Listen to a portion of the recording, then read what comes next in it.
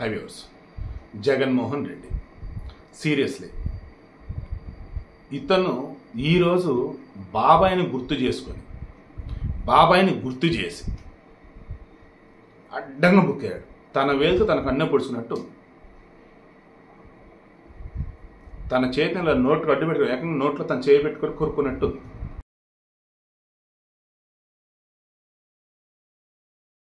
ఎందుకు ఈ మాట అంటున్నా? ఏమన్నాడండి? బాబాయిని చంపిన వాళ్ళు ఎవరో బాబాయికి తెలుసు, ఆ దేవుడికి తెలుసు, మీ అందరికీ తెలుసు. బాబాయిని చంపిన వాడిని వెనకేసుకొస్తుంది ఈ పచ్చ మీడియా.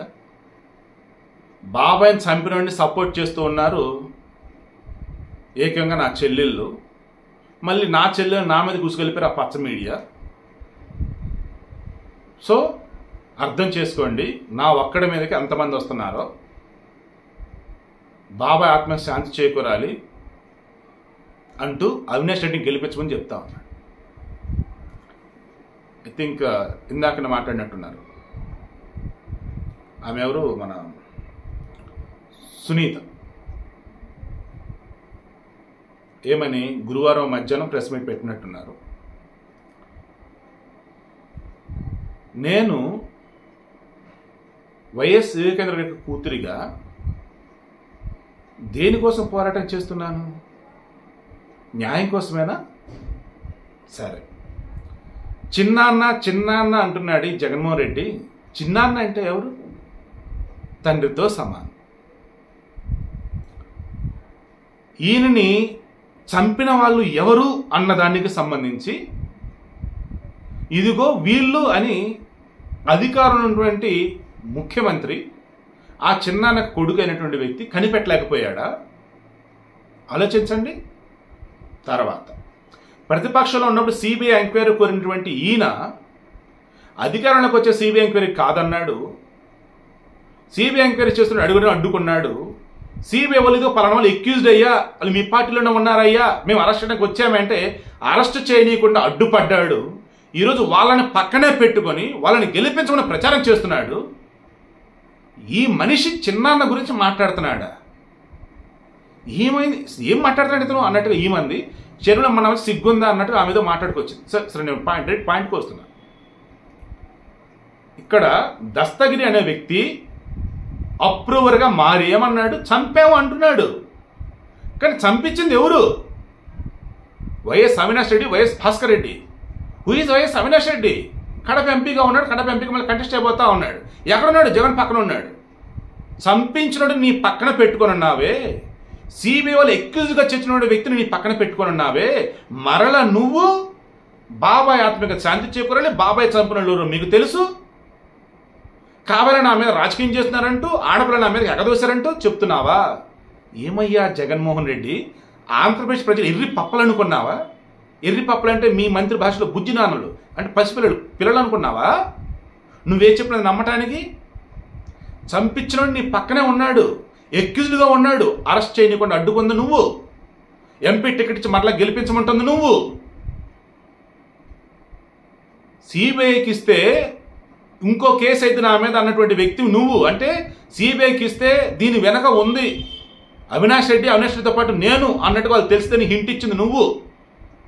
వైఎస్ వివేకానంద రెడ్డి దేంతో చంపారని ఎవరికి తెలియనటువంటిది ఆయన చనిపోయిన రోజే సాయంత్రం గొడ్డలతో నరికారు, ఎలా నరికారు ఏంటని మొత్తం లైవ్లో చూసినట్టుగా చెప్పింది నువ్వు.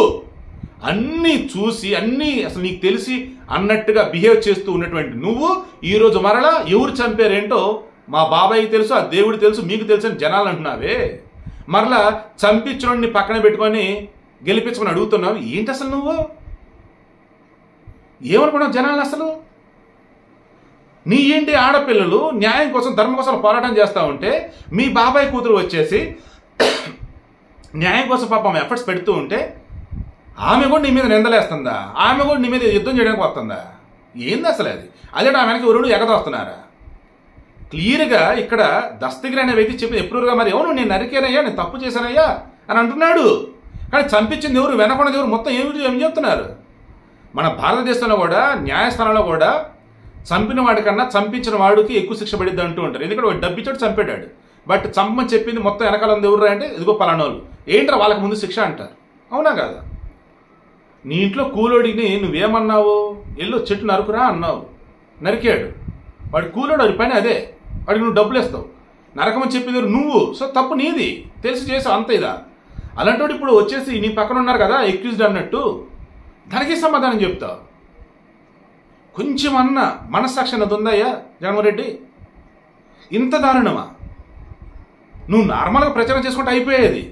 బాబాయిని గుర్తుకు తెచ్చి చంపింది ఎవరో మీకు తెలుసు అంటూ చంపించిన వాళ్ళని పక్కనే పెట్టుకుని గెలిపించుకొని అడుగుతూ ఉన్నావంటే, వామ్మో ఇంత భయంకరమైనటువంటి నేచర్ అనేది అని ఈరోజు జనాలు అనుకోరా? ఆమె సునీత అదే అంటుంది, చిన్నానంటే సాక్షాత్ తండ్రితో కదా సమానం, అండ్ చంపించడం నీ పక్కనే ఉండి వాళ్ళని గెలిపించుకొని అడుగుతూ ఉన్నావు. నువ్వు చంపినట్టు మేము వెనకేసుకొచ్చింది ఏంటి? అసలు చంపినట్టు మేము సపోర్ట్ ఉండేది ఏంటి? చంపినట్టుగా పలానోడు ఎప్పుడుగా మారాడు, చంపించడం ఏదో చెప్తున్నాడు, అరెస్ట్ చేయండి బాబుని మేము అంటూ ఉంటే అడ్డుకుంటాడు నువ్వు. వాళ్ళకి మరలా టికెట్ ఇచ్చింది నువ్వు, గెలిపించబడేది నువ్వు. ఏం మనిషివయ్యా నువ్వు అన్నట్టుగా ఈరోజు చెల్లెల్లా మాట్లాడుతున్నారు. రాష్ట్ర ప్రజలకు మీకు అర్థమవుతుందా? ఇటువంటి మనిషికి మీరు ఓట్లేస్తారా? 2019లో ఈ మనిషి హత్య చేపించి ఈ మనిషి హత్యను వాడుకొని టీడీ మీద బురజల్లి ఈరోజు సిబిఐ ఎంక్వైరీ చేసి ఎక్యూజ్డ్ ఎవరు ఏంటో చెప్తే వాళ్ళు మొత్తం నీ పార్టీలోనే ఉంటే వాళ్ళని వదిలేసేసి చంపినోడిని వచ్చేసి టీడీపీ వెనకేసుకొస్తుంది, చంపినోడిని వచ్చేసి నా ఇంటి ఆడపిల్లలు వెనకేసుకొస్తున్నారంటావే. చంపించిన వాళ్ళ గురించి మాట్లాడవయ్యేంటి? నోరెత్తట్లేదు నువ్వు. ఇంతకన్నా దారుణం ఉంటుందా? అమ్మో, ఇంత ఘోరమైన పాలిటిక్స్ కళ్ళ ముందు కనిపిస్తున్నటువంటి ఈ హింసా రాజకీయాలు, హత్య రాజకీయాలు కనిపిస్తూ ఉన్నా ఇంకా జగన్ అంటే అభిమానంతో ఉన్నటువంటి జనాలు చూస్తే నిజంగా భయం వేస్తా ఉంది. రేపు వాళ్ళ ఇంట్లో వాళ్ళని చంపినా మాకు జగనే ముఖ్యం అని చెప్పేసి అంటారేమో. నాకు నిజంగా చాలా అంటే చాలా సిగ్గుగా ఉంది.